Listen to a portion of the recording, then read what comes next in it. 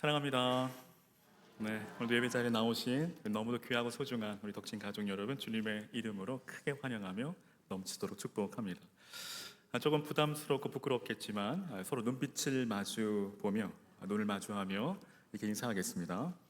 내리는 빗방울 수만큼 사랑합니다. 네, 저는 감동이 없으시네요.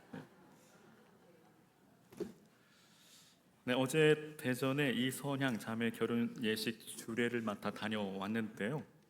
결혼식 내내 신부 아버지께서 눈물을 흘리시더라고요. 저도 옆에서 같이 울었습니다. 저도 딸 가진 아빠로서 그 마음이 충분히 이해가 되고 또 세월이 거듭될수록 그 눈물의 농도가 짙어지는 것 같습니다. 참고로 저희 딸은 지금 11살입니다. 예식을 마치고 돌아오는 길에 문득 우리의 결혼 생활과 신앙 생활이 참 많이 닮아 있다, 또 서로 맞닿아 있다, 공통점이 참 많다라는 생각을 다시금 하게 되었습니다. 그 이유는 본질이 같기 때문이겠죠. 먼저 그 시작은 부르심에 대한 응답입니다. 오늘 말씀의 제목처럼 오라 하신 주님의 말씀에 베드로가 배 밖으로 나아갑니다. 그러니까 간이 배 밖으로 나오지 않고서야 어떻게 이룰 수 있을까요? 즉 믿음 생활은 하나님의 부르심에 예라고 응답하는 것입니다. 결혼 역시 하나님께서 서로에게 부르신 그 관계의 시작이라는 것이죠.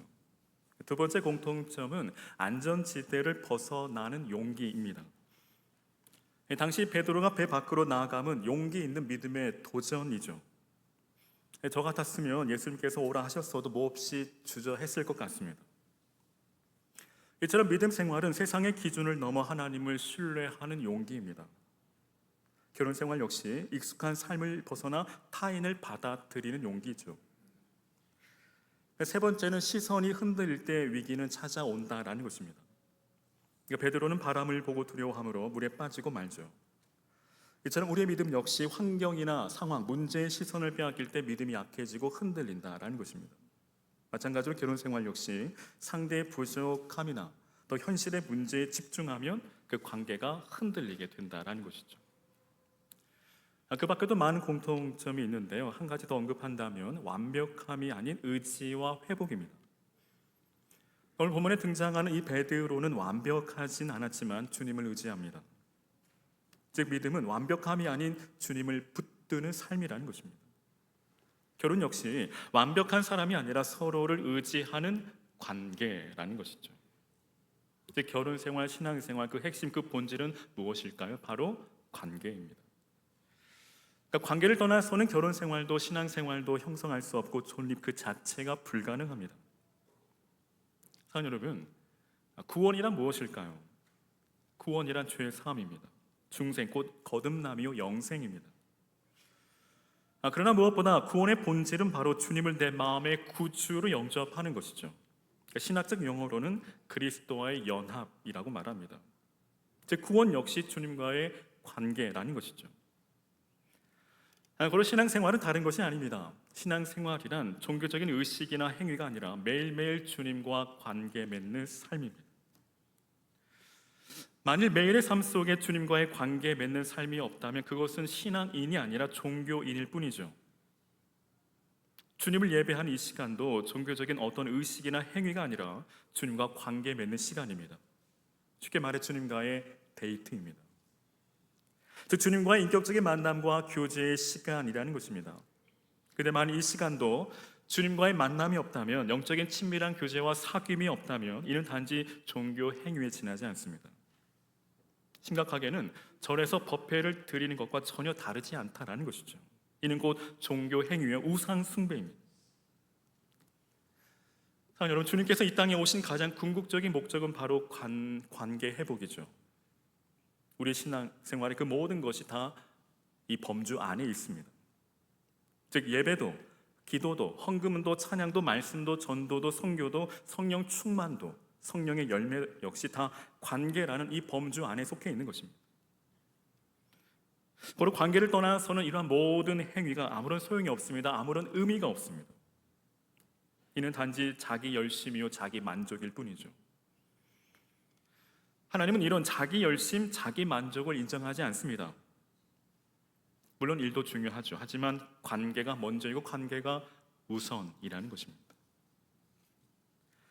에베소서 2장 12절과 13절입니다. 그때 너희는 그리스도 밖에 있었고 이스라엘 나라 밖의 사람이라. 약속의 언약들에 대하여는 외인이요 세상에서 소망이 없고 하나님도 없는 자이더니 이제는 전에 멀리 있던 너희가 그리스도 예수 안에서 그리스도의 피로 가까워졌느니라. 즉 관계입니다. 바라긴 이 시간 말씀을 통해 주님과 우리와의 관계를 다시금 점검해보고 한 발 더 나아가 주님과 우리의 관계가 더 발전하고 더 깊어질 수 있기를 주님의 이름으로 간절히 축원합니다. 여러분 혹 물 위를 걸어보신 분 계신가요? 물 위를 걷는 법 제가 가르쳐 드릴까요? 물 위를 걷는 방법은 생각보다 쉽습니다. 매우 간단합니다. 일단 물 위에 오른발을 내딛습니다. 그리고 오른발이 빠질 때쯤 왼발을 내딛고 왼발이 빠질 때쯤 오른발을 내딛으면 됩니다. 어때요? 참 쉽죠? 여러분 절대 실험에 옮기지 마십시오. 어디까지나 이론일 뿐이고 검증되지 않았습니다. 절대 따라 하시면 안 됩니다. 사실 아무런 도구 없이 물 위를 걷는 것은 불가능하죠. 어쩜 우리 신앙생활도 물 위를 걷는 것과 같습니다. 즉 사람이 물 위를 걸을 수 없는 것처럼 우리의 신앙생활도 믿음 없이 우리의 힘만으로 전혀 불가능하다라는 것입니다.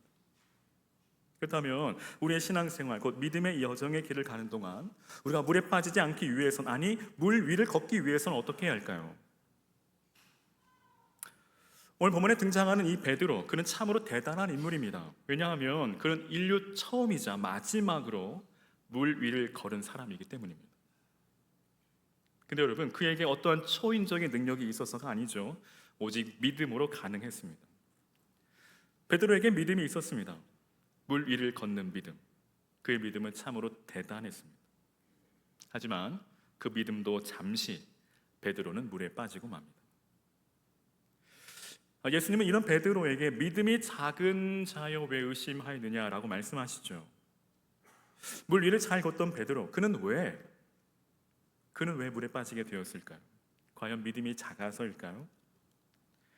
그러니까 이 문장에서 두 명사가 대치되고 있습니다. 하나는 믿음이라는 단어와 의심이라는 단어입니다.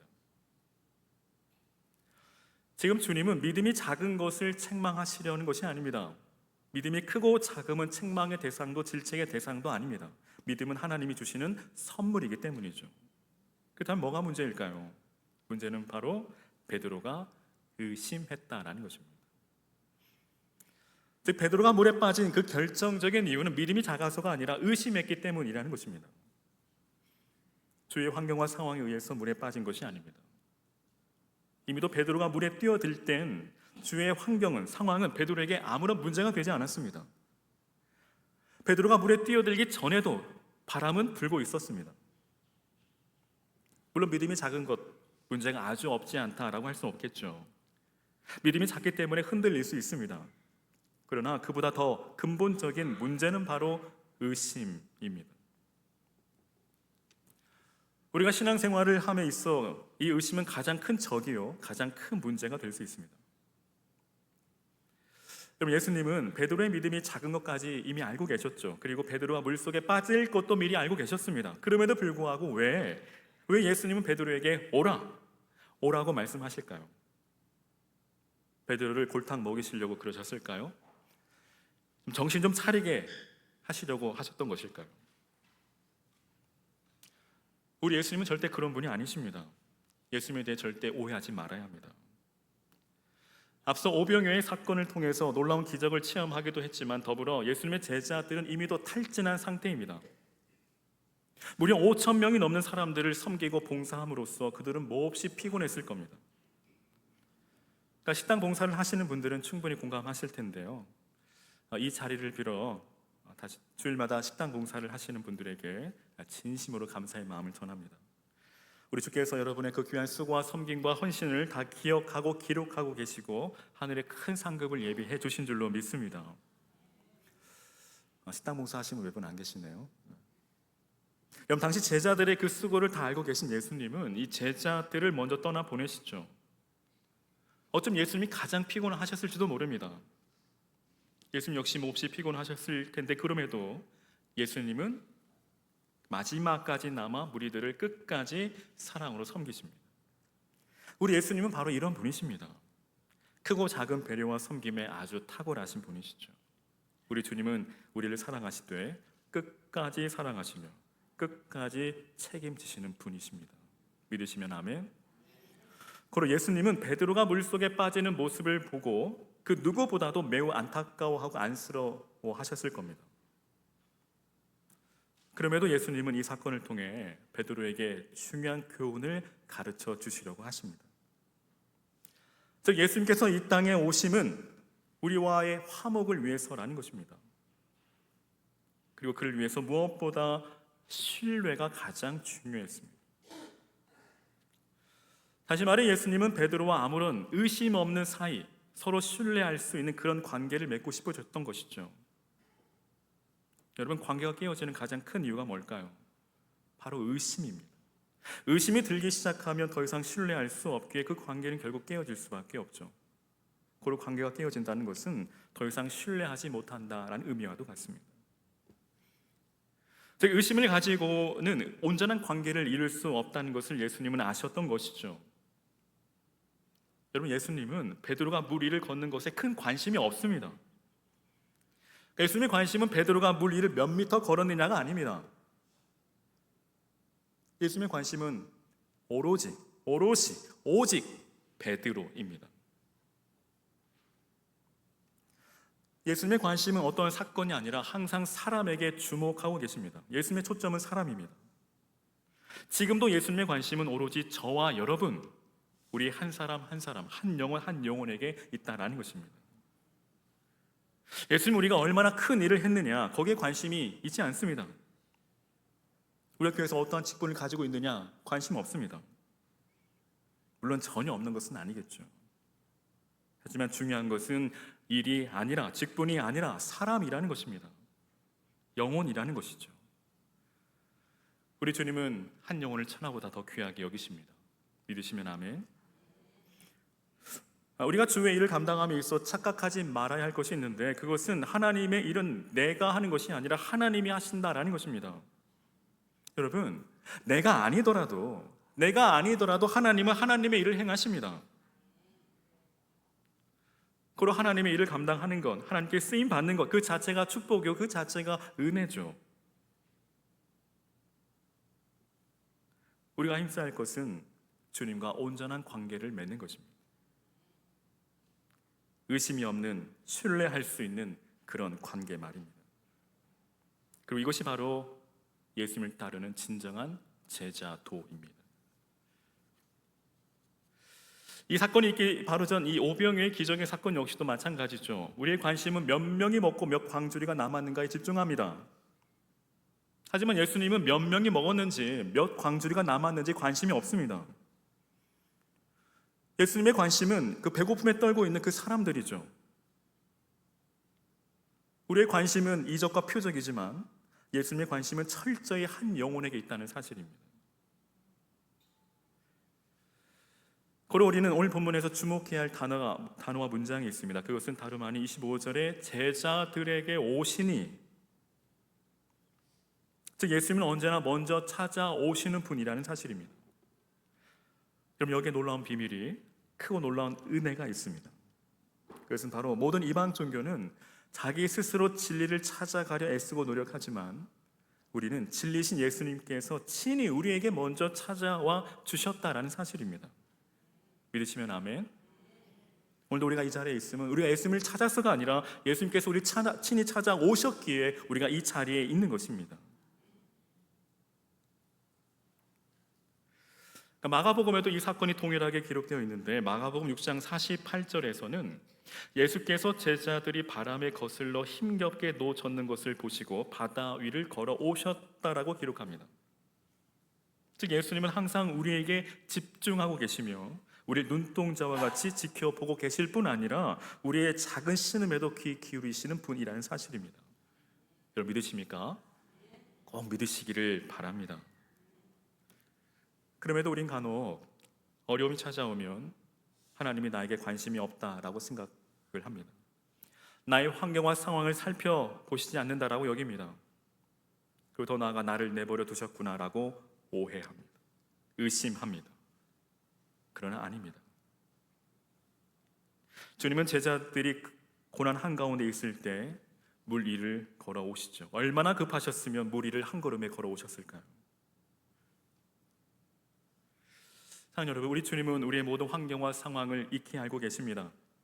그리고 지금 우리에게 어떠한 일이, 무슨 일이 일어나고 있는지 다 아십니다. 대충 아시는 것도 아니고 적당히 충분히 아시는 것도 아니고 완벽히 아십니다.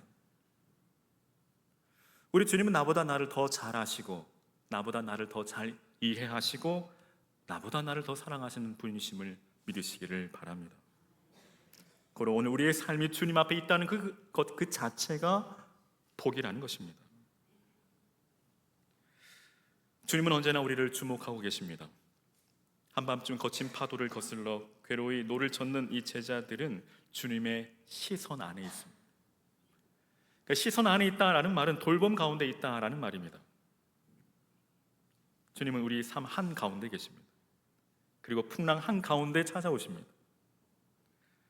우리가 알 수 없고 예측하지 못하는 일이 수없이 일어나지만 그럼에도 우리가 두려워하지 않을 이유는 긍휼이 풍성하신 하나님이 우리의 모든 환경과 상황, 우리의 형편과 처지를 그 누구보다도 잘 아시고 돌보시기 때문입니다.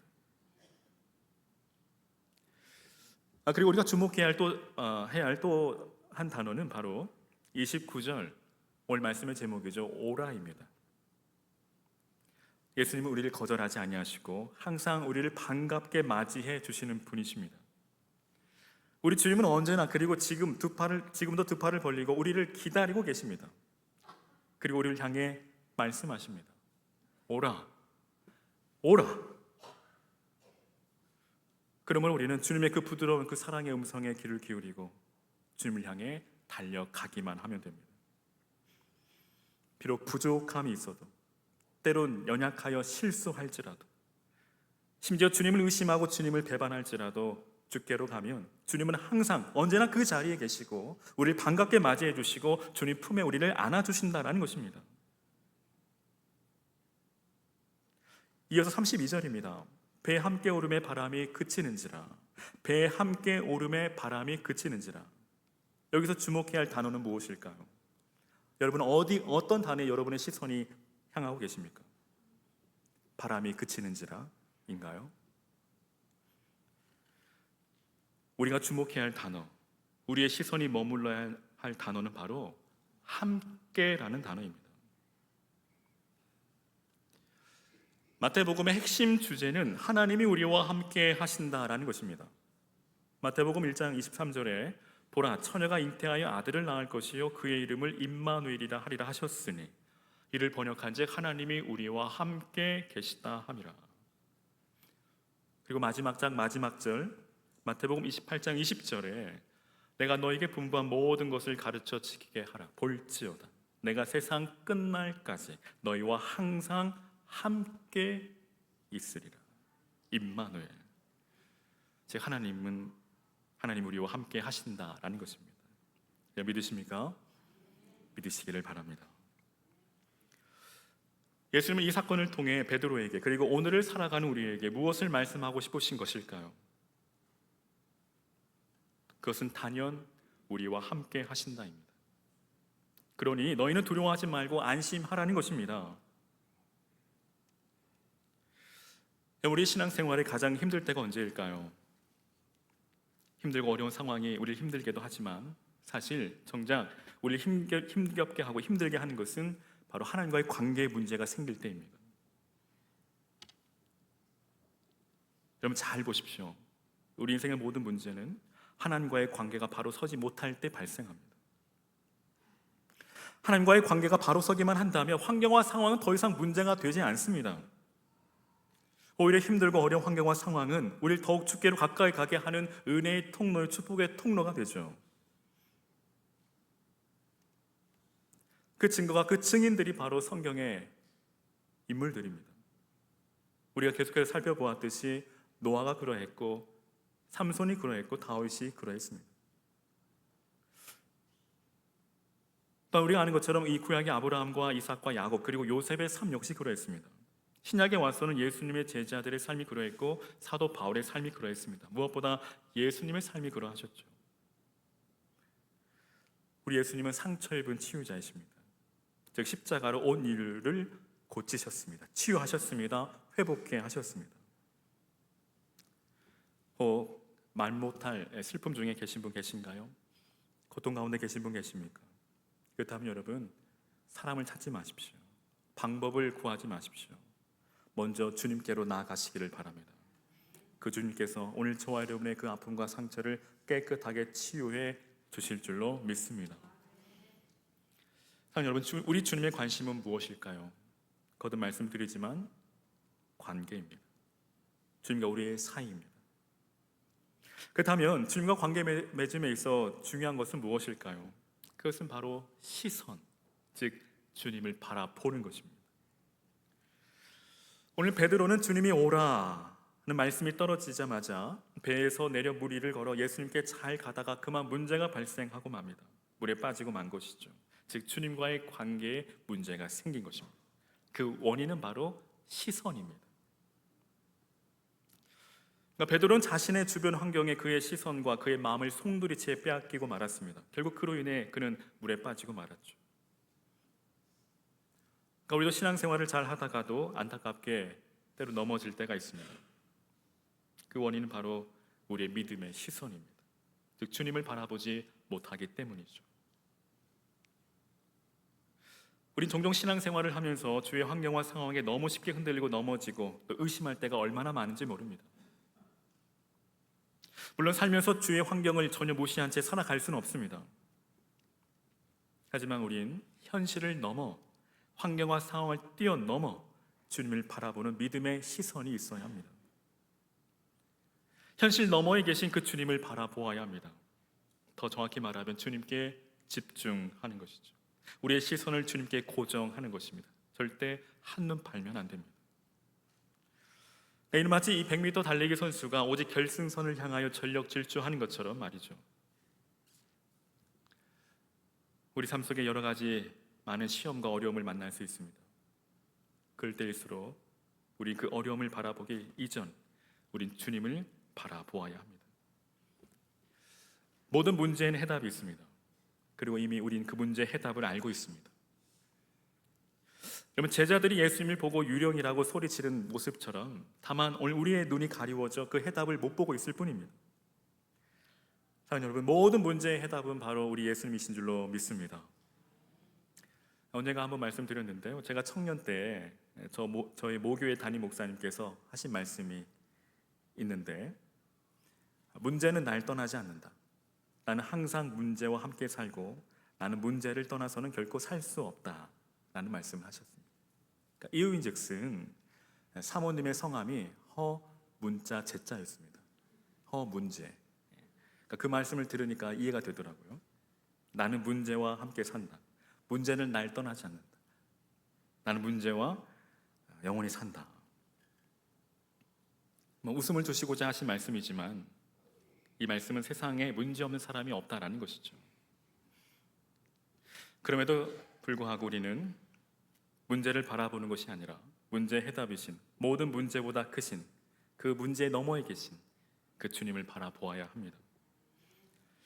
사랑하는 여러분, 우리 주님 안에 우리 인생의 모든 해답이 있음을 믿으시기를 바랍니다. 오랜만에 쓰는 표현인데요, 마치 해바라기가 해를 바라보듯 저와 여러분 언제나 주님만 바라보시는 주바라기 되시기를 주님의 이름으로 간절히 축원합니다. 계속해서 온전한 관계를 맺기 위해 필요한 것은 바로 열정이죠. 오늘 베드로는 주를 향한 열정이 있었습니다. 그러니까 베드로는 주님을 향해 더 가까이 가고자 하는 열정이 있었습니다. 베드로가 그냥 배에서 주님을 기다리고 있었다면 그는 물에 빠지는 어려움을 당하지 않았을 겁니다. 어쩜 배 안에 있던 다른 제자들은 이 베드로를 바라보면서 이런 생각하지 않았을까요? 너무 무모하다. 너무 극성이다. 그냥 가만히나 있지. 왜 이렇게 극성이야? 왜 이렇게 나대는 거야? 한마디로 꼴 좋다입니다. 그러나 오늘 베드로의 이 모습이 어쩜 무모하게 보이지만 베드로의 그 열정이 있었기에 그는 비록 물에 빠지긴 했지만 베드로만이 오직 베드로만이 물 위를 걷는 놀라운 경험을 하게 됩니다. 즉 하나님의 능력을 체험하게 된 것입니다. 우리도 신앙생활을 할 때 직장에서나 학교에서나 가정에서나 심지어 교회에서조차 왜 이렇게 극성이야? 적당히 해. 이런 말을 들을 때가 있죠. 하지만 그런 말을 들을 때 전혀 위축되거나 시험에 들거나 실망할 필요 없습니다. 신앙생활을 하면서 경험이 전부는 아니지만 신앙의 경험은 무척이나 중요합니다. 신앙생활을 하면서 주님을 경험한 사람과 그렇지 못한 사람의 삶은 천지 차이죠. 비교할 수 없습니다. 우리가 살아가면서 힘들고 어려운 상황 속에서 주님을 경험한 자는 다시 일어설 수 있습니다. 주님을 경험한 자만이 신앙의 참 의미를 알 수 있으며 하나님의 더 깊은 임재와 더 큰 사랑과 은혜를 체험하고 경험한 자만이 절망 속에서도 소망을 잃지 않습니다. 하지만 반대로 이러한 열정이 없는 신앙은 10년, 20년, 십수년 신앙생활을 해도 직분을 맡아 신앙생활을 해도 예수님을 인격적으로 만나지 못하고 하나님의 살아계심을 체험하지 못하고 경험하지 못한 채 살아갑니다.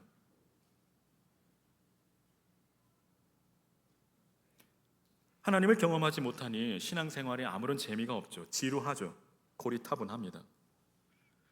그리고 아무런 감동이 없고 아무런 기쁨이 없고 아무런 생명력이 없습니다. 그저 형식적이고 입만 살아있는 껍데기 신앙일 뿐입니다. 즉 신앙인이 아닌 종교인입니다. 그 대표적인 예가 바로 이 구약에 이스라엘 백성들이죠. 출애굽 이후 그들은 항상 끊임없이 계속해서 원망하고 불평하고 교만하게 행합니다.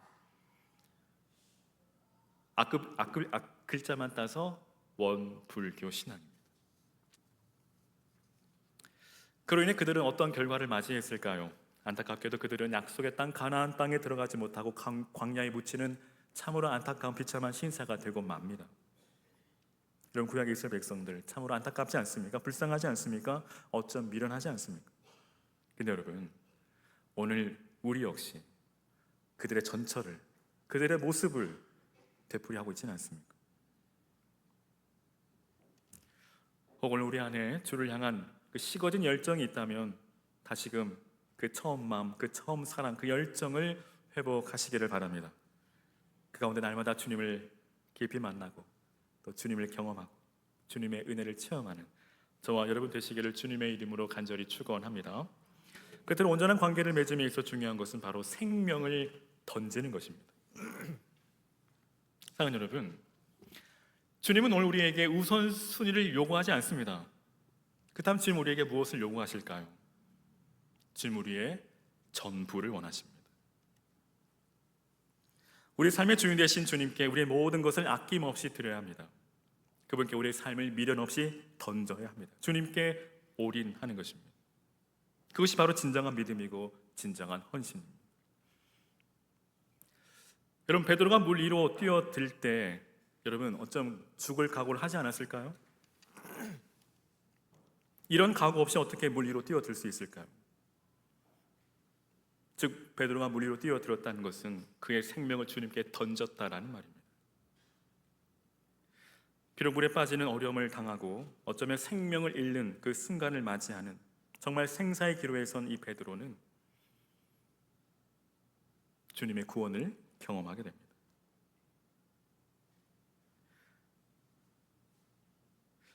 그러므로 생사의 기로에 선 이런 어려움들이 오히려 우리에게는 더 큰 축복이 된다라는 것이죠. 그리고 그 축복은 무엇일까요? 바로 주께서 우리를 항상 지키시고 우리를 도우시는 것입니다. 여러분, 27절에 즉시 이르시되 안심하라 두려워 말라. 예수님은 공포에 떨고 있는, 두려움에 떨고 있는 그 고난 당하는 제자들에게 즉시로 찾아와 주시죠. 그리고 그들에게 손을 내밀어 구원해 주십니다. 베드로가 절박한 심정으로 주님 나를 구원하소서라고 부르짖을 때 주님은 즉시로 손을 내밀어 그를 구원해 주십니다. 그리고 32절에 예수께서 배에 오르시자 풍랑이 그쳤다라고 말씀합니다. 함께 오름에 바람이 그치는지라. 즉 우리가 믿음으로 나아갈 때 주님이 우리와 함께 하십니다. 그리고 그 주님이 함께 하시면 바람이 잠잠해집니다. 거친 파도가 잔잔해집니다. 물이 변화의 포도주가 되고 죽은 나사로가 살아납니다. 믿으시면 아멘. 그리스도가 우리 삶 가운데 찾아오시면 고요함이 찾아옵니다. 혼란했던 삶이 정리되고 목적지에 안전하게 도착하게 됩니다. 우리의 믿음의 항로에 주님은 늘 항상 함께 하십니다. 평행 본문인 이 마가복음 6장 53절과 54절에 건너가기 이 게네사렛 땅에 이르러 대고 배에서 내리니 사람들이 곧 예수인 줄 알고라고 말씀합니다. 여러분, 제자들의 노력으로 아무리 배를 저어도 그들은 목적지에 도달할 수 없었고 오히려 목적지에 더 멀어질 뿐이었습니다. 하지만 그리스도와 함께 할 때 그들은 안전하게 목적지에 도달하게 됩니다. 바라기는 우리 믿음의 항해에 주님이 항상 함께 하시기를 주의 이름으로 간절히 축원합니다. 이제 말씀을 마치려 합니다. 사랑하는 여러분, 우리 삶에도 그런 역사가 일어나기를 소망합니다. 그러하기 위해선 일상의 동행의 삶이 이루어져야 합니다. 고로 지금 나는 그리스도와 함께 하고 있는지를 확인해 보아야 합니다. 삶을 사는 동안 위기는 자주 찾아옵니다. 문제는 우리를 떠나지 않습니다. 사건에 휘둘리면 혼란에 빠지고 분별력도 약해집니다. 그때 우리가 할 일은 바로 주님을 주목하는 것입니다. 풍랑일 때 우리 곁에 찾아오시는 다가오시는 그 주님을 만나야 합니다. 오늘도 그 믿음의 역사는 일어납니다. 오늘 내 삶이 그리스도와 별개로 돌아가지 않기를 바라고 마치 톱니바퀴처럼 항상 우리 주님과 맞물려 은혜의 삶을 살아가시는 저와 여러분 되시기를 주님의 이름으로 간절히 축원합니다. 그 가운데 우리가 이 믿음의 항해를 끝까지 감당할 수 있고 우리의 목적지에 안전하게 도착할 수 있습니다. 바라긴 저와 여러분의 삶에 늘 주님과 함께 행복한 동행이 이루어지시기를 바라고 또 그 가운데 마침내 또 승리하여 또 우리의 영원한 목적지 저 천성에 이르는 저와 여러분 되시기를 주의 이름으로 간절히 축원합니다.